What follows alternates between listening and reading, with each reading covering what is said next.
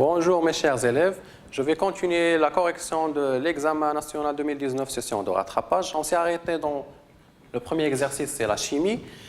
Deuxièmement, étude de la réaction entre les ions hydrogénocarbonates et l'acide acétylsalicylique. L'équation de la réaction chimique entre les ions HCO3- et l'acide acétylsalicylique C9H8O4 plus HCO3- donne C9H7O4- plus CO2, c'est un gaz, plus H2O liquide.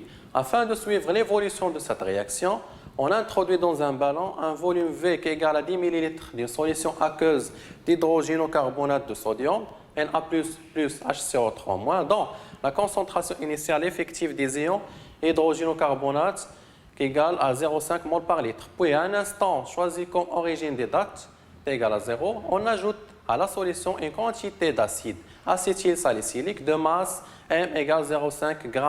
On considère que le volume du mélange réactionnel reste constant, V égale 10 ml.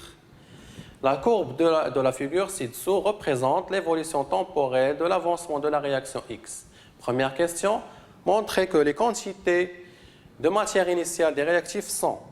Donc on est censé, dans cette première question, de montrer que on montre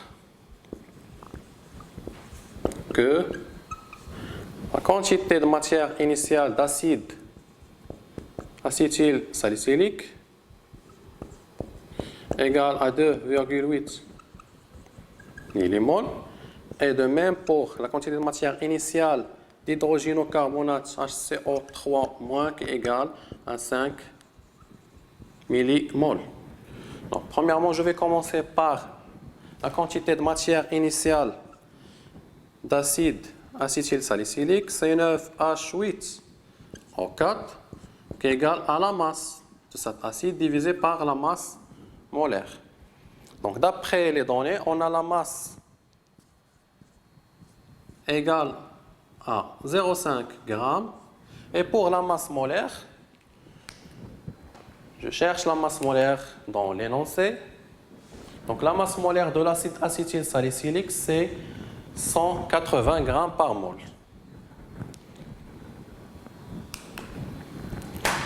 Donc, je vais remplacer par 180, C9H8O4. Et finalement, l'application numérique égale, je vais vérifier, c'est 2,8 fois 10 à la puissance moins 3 mol. Et je vais convertir en millimoles, donc je vais multiplier par 10 à la puissance 3, qui va donner une valeur de N0 égale à 2,8 millimoles. Je passe maintenant à la quantité de matière de l'hydrogénocarbonate. Donc voilà, j'ai fait la première. Je passe maintenant à la deuxième. La quantité de matière d'hydrogénocarbonate, HCO3- égale à C0 fois V. C'est une quantité de matière initiale, donc c'est concentration initiale. Je vais remplacer donc la concentration dans l'énoncé, on a trouvé 0,5. Et pour le volume, c'est 10 ml. Donc c'est 10 fois 10 à la puissance moins 3. Je convertis en litres. Et finalement, j'aurai quoi? J'aurai 5 fois 10 à la puissance moins 3 mol. Je vais convertir en millimoles.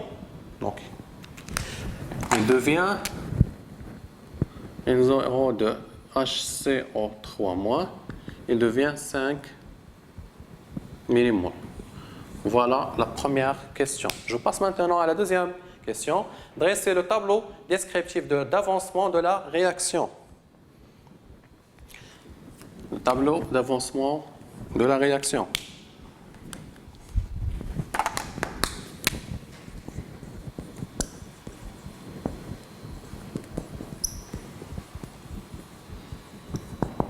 La première des choses, il faut poser l'équation de la réaction. Donc, je vais dresser le tableau.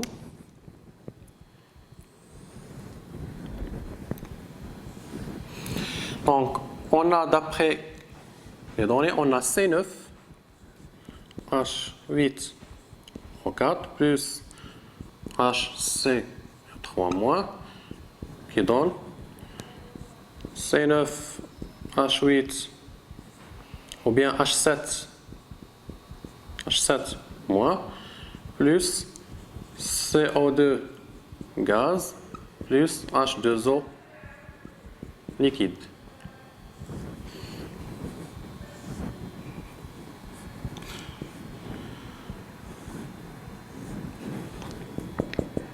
On prend 3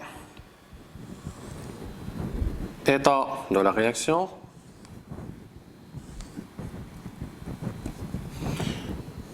Donc c'est à t égale à 0, à t différent de 0 et à t final. 0, x, x max. Donc pour le cas de l'eau, c'est toujours en excès.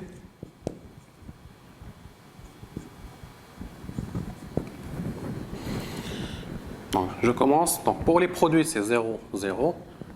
Pour cela, on a quoi? On a la quantité de matière initiale déjà trouvée, c'est 2,8 millimoles.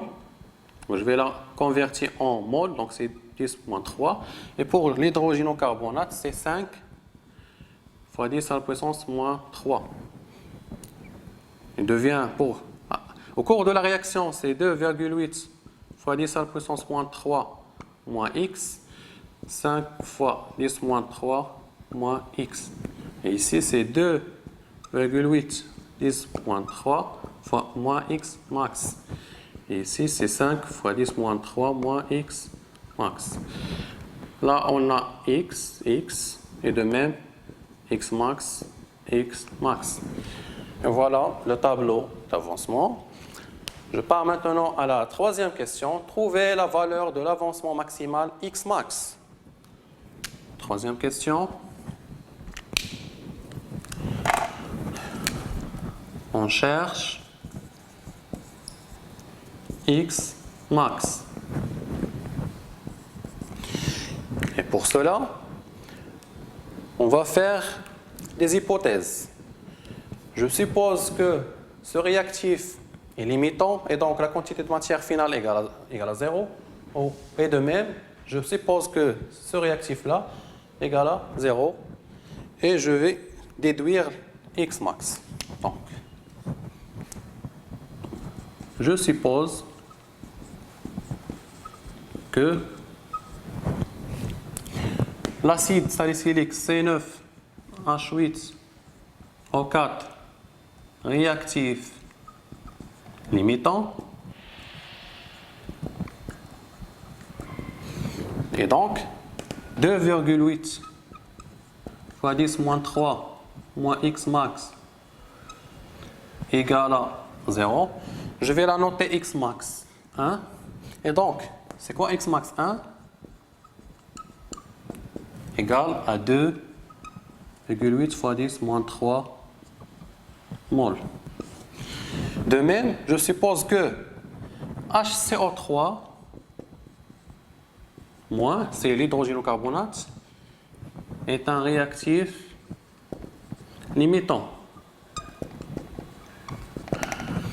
Et donc, je pose 5 fois 10 moins 3 moins x max.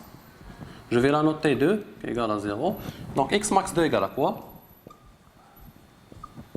Donc elle est égale à 5 fois 10 moins 3 mol.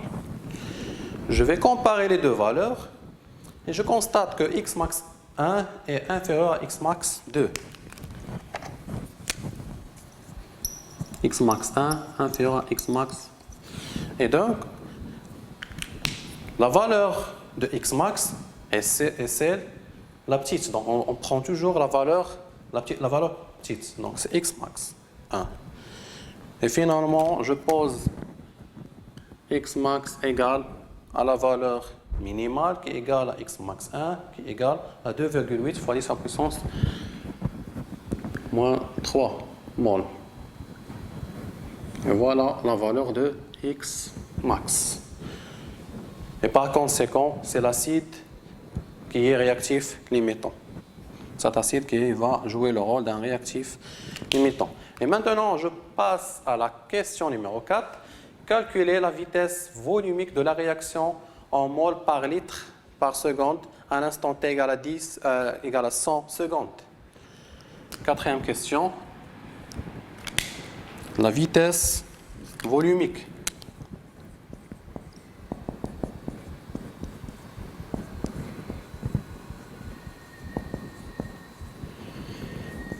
À l'instant t égale à 100 secondes. Et pour cela, je pose la formule pour chercher la vitesse à cet instant. Elle est égale à quoi? Donc, elle est égale en rapport par le volume total fois d de x divisé par d de t. Je vais chercher ce rapport à l'aide de quoi? C'est à l'aide du graphe. Donc, en premier temps, je vais poser le volume total. C'est déjà dans les données qui est égal à 10 millilitres. Et pour ce rapport, je vais utiliser le graphe. Donc, on passe maintenant au graphe. Pour 100 secondes, je vais faire la tangente à cet instant. Et voilà la tangente, elle est déjà dessinée. Et par cette tangente, je vais chercher deux valeurs. Par exemple, je vais prendre cette valeur, ou bien ce point-là, et je vais prendre ce point-là. Je vais prendre deux points, ce point et ce point.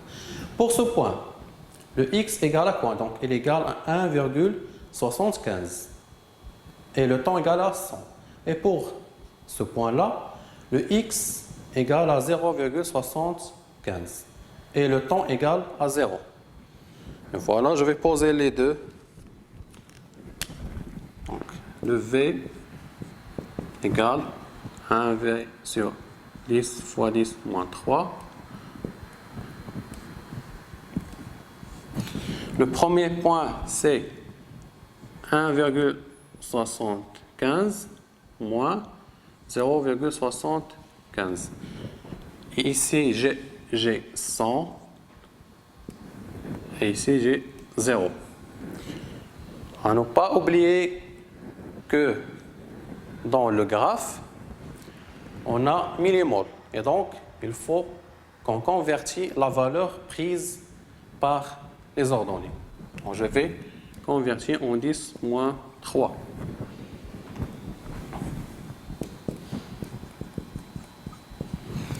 Et finalement, donc je peux simplifier là par 10 moins 3, 10 moins 3. J'aurai quoi? Donc, j'aurai 1,75 moins, donc égal à 1 en haut. Et en bas, j'aurai 100 fois 10. C'est 10 à la puissance 3. Et qui est égal à 10 moins 3. Donc, finalement, je pose la valeur finale du vitesse volumique qui est égal à 10 moins 3 mol par litre par seconde. Et voilà la valeur finale. Maintenant, je passe à la cinquième question. Déterminer graphiquement le temps de demi-réaction T1,5. Cinquième question. Le temps de demi-réaction T1,5. De demi-réaction.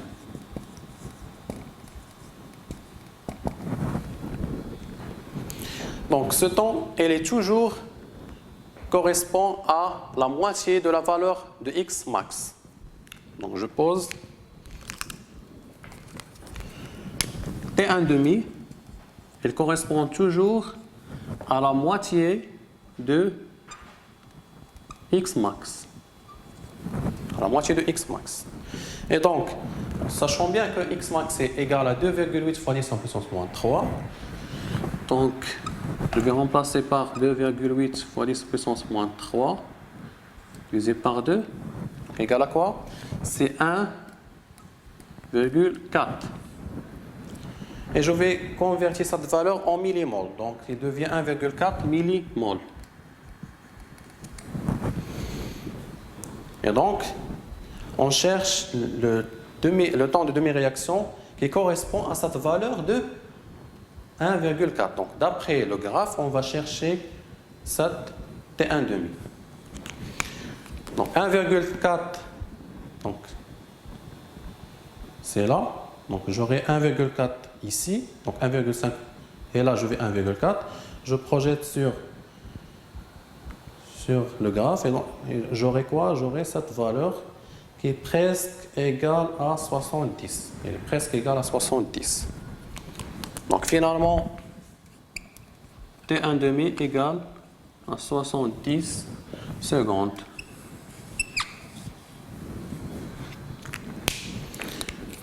Et voilà, j'ai terminé l'exercice de la chimie. Je pars maintenant à l'exercice numéro 2. C'est celui des ondes. Voilà. Étude de la diffraction de la lumière. La diffraction de la lumière met en évidence l'aspect ondulatoire de la lumière dans de nombreuses applications dans les domaines tels que l'industrie. Les nouvelles technologies sont basées sur ce phénomène. Cet exercice se propose de déterminer la longueur d'onde d'une radiation émise par une source laser. Une source laser émet une radiation rouge de longueur d'onde lambda R vers une fente horizontale de largeur A égale à 0,3 mm. On observe sur un écran situé à une distance d égale à 2 mètres de la fente des taches lumineuses réparties sur une ligne verticale. La tache centrale a une largeur LR égale à 8,5 mm. Voilà le schéma. Donc, première question, on propose 4 expressions pour la longueur d'onde lambda d'une onde lumineuse diffractée. Choisir, en se basant sur une analyse dimensionnelle, l'expression juste. Donc, on a 4 propositions. On est censé de trouver la valeur juste, ou bien l'expression juste, à l'aide de l'analyse dimensionnelle.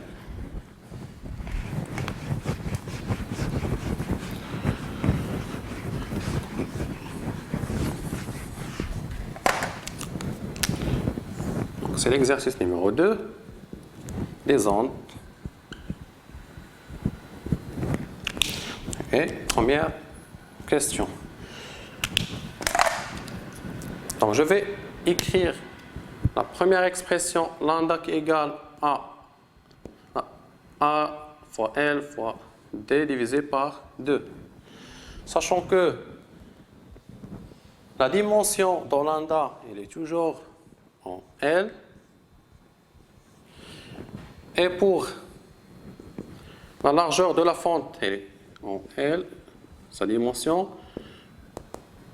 La largeur de la tache centrale aussi en longueur. Et la distance, elle est aussi en longueur. Divisé par 1. Donc 2, il n'y a pas d'unité. Et donc au total, j'aurai quoi?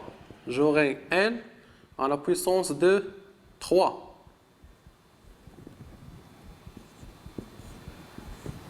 Donc, ce n'est pas convenable à lambda. Pour cela, cette première proposition n'est pas juste. Je passe maintenant à la deuxième proposition. Lambda égale à A fois L divisé par 2D. Par analyse dimensionnelle, la dimension de la tache, de la largeur de la fente, c'est la longueur L fois la longueur L. Et on divise par la distance D, elle est toujours sa dimension en longueur L. Je vais diviser là et là. Et j'aurai finalement lambda en dimension de longueur L.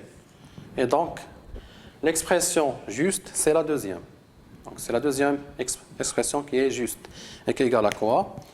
Je vais écrire l'équation, l'expression juste, c'est lambda qui est égal à A fois L divisé par 2D. Et voici l'expression juste. Je passe maintenant à la question numéro 2. Recopier le numéro de la question et répondre par vrai ou faux. Les facteurs intervenant dans la diffraction d'une radiation varient ainsi. De 1, l'écart angulaire θ augmente si la longueur d'onde lambda de la radiation émise augmente. De 1, ils ont dit que l'écart angulaire θ augmente si la longueur d'onde lambda de la radiation émise augmente. Donc, pour faciliter les choses, je vais poser l'expression de l'écart angulaire θ qui est égal à lambda divisé par A. Ils ont dit que l'écart angulaire augmente quand la longueur de l'onde augmente. Donc, on constate que les deux paramètres sont proportionnels. Lorsque θ augmente, lambda augmente. Et donc, cette phrase est juste. Donc, je vais écrire vrai. Je passe à 2,2.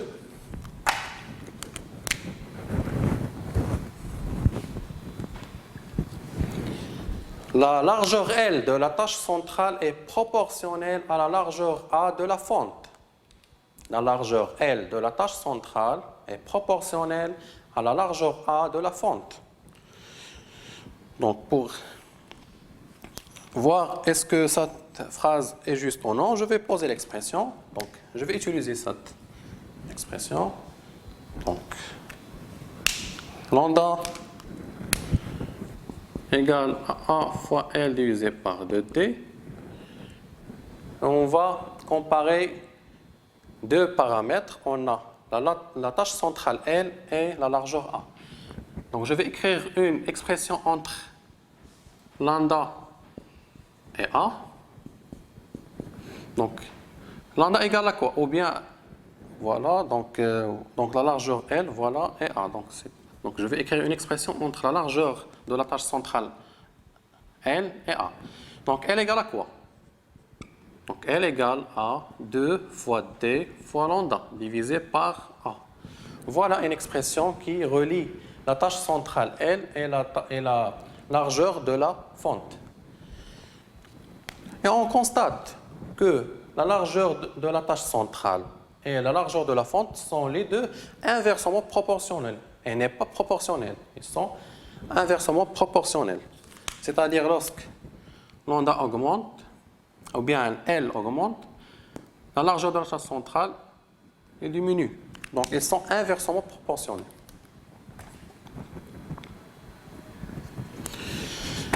Donc, cette proposition n'est pas vraie, mais elle est fausse. Donc, c'est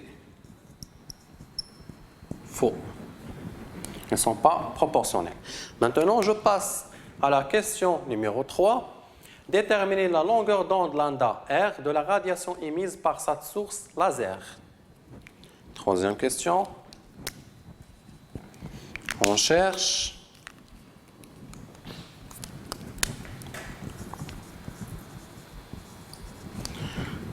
la longueur d'onde de cette radiation rouge émise. Je vais poser cette expression. J'aurai quoi?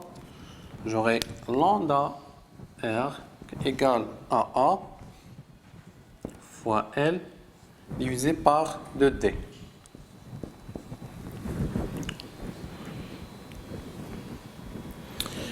Donc,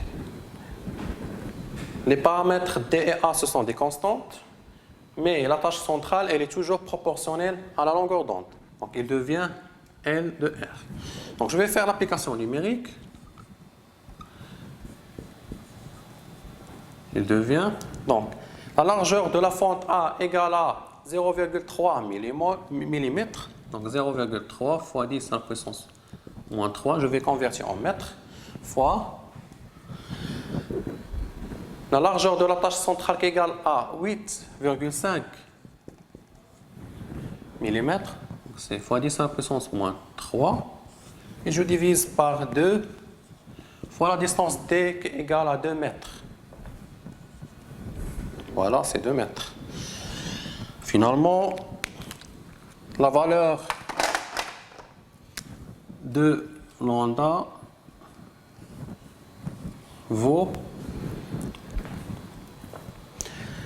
637,5.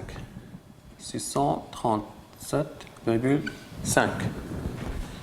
Sachant que cette valeur, on va la trouver en mètres, mais on va la convertir en nanomètres. Et voilà, je passe maintenant à la question 4. On remplace la source de radiation rouge par une source de radiation bleue ayant une longueur d'onde lambda p égale à 450 nanomètres. Comparez les largeurs LR et LP des deux tâches centrales obtenues successivement avec les radiations rouges et bleues. Donc de cette question 4, on va comparer les largeurs. On compare la largeur rouge et la largeur du rayon bleu. Pour cela, je vais utiliser cette même expression pour les deux largeurs. Et j'aurai quoi? J'aurai lambda du rouge, ou bien lambda rouge qui est égal à A fois, bien pardon, je vais utiliser pas cette expression, mais cette expression, pardon, donc égal à 2 fois D fois lambda et je divise par A. De même, lambda pour le bleu égale à 2 fois D fois lambda, je divise par A. Donc, la largeur de la tâche centrale du rouge égale à 2 fois D fois lambda du rouge, divisé par la largeur de la fente, et la largeur de la tâche centrale du rayon bleu égale à 2 fois D fois la longueur d'onde du rayon bleu, divisé par la largeur de la tâche, ou bien la largeur de la fente. Et on a dit que, ou bien je vais prendre tout ça. 2 fois D divisé par A, ce sont des constantes. Donc on a utilisé les mêmes constantes. Pour les deux expériences, on a utilisé les mêmes paramètres pour la largeur de la fente A et aussi pour la distance D. Et donc je vais la noter, par exemple, je vais la noter une constante, par exemple K. Donc K, c'est 2D divisé par A. Donc j'aurai quoi? J'aurai la largeur de la tâche centrale du rouge égale à K fois la longueur du rouge. Et de même, la largeur de la tâche centrale du bleu égale à K fois la longueur d'onde du rayon bleu. Et donc, les deux sont proportionnels. Donc, la largeur de la tâche centrale est proportionnelle à la longueur d'onde. Et sachant que lambda du rouge égale 637,5 nanomètres. Et lambda du bleu égale à 450 nanomètres. Donc, la longueur d'onde du rouge, elle est supérieure à la longueur d'onde du bleu. Je vais utiliser ces deux expressions. Je vais multiplier les deux par K. Je vais multiplier par K, ici par K. K, c'est une constante positive. Et donc, cela représente quoi? Il représente la largeur LR. Donc, c'est la largeur de la tâche centrale du rouge. Et cela représente quoi? Il représente la largeur de la tâche centrale du rayon bleu. Et voilà, j'arrive à la comparaison entre la largeur LR et la largeur LP et j'obtiens que la largeur de la tâche centrale du rayon rouge est supérieure à la largeur de la tâche centrale du rayon bleu. Et voilà la comparaison.